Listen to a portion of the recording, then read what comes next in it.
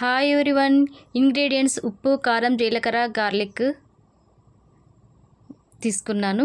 అవన్నీ కూడా రోట్లోకి వేసి బాగా దంచుకున్నానండి. ఇలా దంచుకున్న పేస్ట్ని పక్కన పెట్టుకోండి. తర్వాత స్టవ్ ఆన్ చేసి ఒక చిన్న కడాయి పెట్టేశాను. ఆయిల్ వేసి ఆనియన్స్ కొంచెం మగ్గనివ్వాలి. దెన్ కరివేపాకు అలాగే గార్లిక్ పేస్ట్ వేయాలి. బాగా కదుపుతూ ఉండాలి. బాగా ఆయిల్లో మగ్గే వరకు కదుపుతూ ఉండండి. బాగా ఆయిల్లో మగ్గిన తర్వాత మంచి ఫ్లేవర్ వస్తుందండి. తర్వాత దీన్ని మనము తీసుకొని లెఫ్ట్ ఓవర్ రైస్ లేక కావచ్చు, లేకపోతే మనం ఫ్రెష్గా చేసుకున్న రైస్ అయినా కావచ్చండి. కలిపేసినామంటే గార్లిక్ రైస్ అయిపోతుంది. చాలా టేస్ట్గా ఉంటుంది. ఎప్పుడు అన్నం మిగిలిన చిత్రాన్నమే కలిపేస్తుంటాను. సో పిల్లలు కొంచెం బోర్గా ఫీల్ అవుతున్నారు తినడానికి. సో ఈరోజు కొత్తగా ట్రై చేశానండి. కొత్తగా అంటే కొత్తగా కాదు, అప్పుడప్పుడు చేస్తూ ఉంటాను. చాలా బాగుంటుంది. మంచి ఫ్లేవరు, మంచి టేస్ట్ కూడా ఉంటుంది.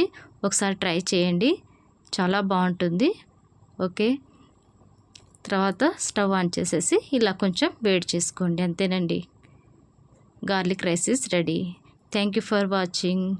Please subscribe, like and share. Bye bye.